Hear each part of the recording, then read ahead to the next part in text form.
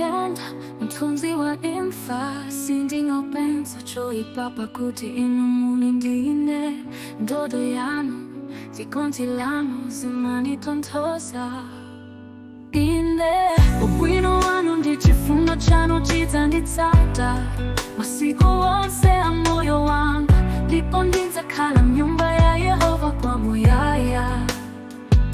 Ngakhale ndiyenda mtunzi wa imfa sindingopensa choipapa kuti inu muli ndine ndodo yanu zikonzi lanu zimanditonthoza ine ubwino wanu ndi chifundo chanu chidzanditsata masiku onse a moyo wanga ndipo ndidzakhala m'nyumba ya Yehova kwamuyaya. Inde ubwino wanu ndi chifundo chanu chidzanditsata masiku onse a moyo wanga ndipo ndidzakhala m'nyumba ya Yehova kwamuyaya.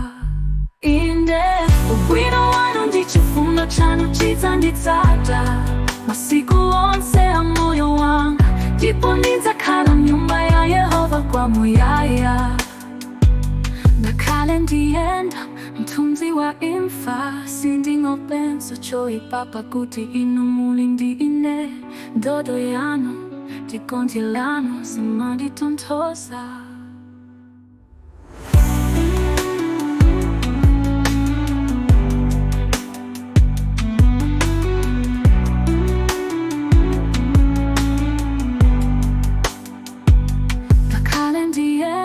Mtunzi wa imfa sindingopensa choipapa kuti inu muli ndine ndodo yanu zikonzi lanu zimanditonthoza.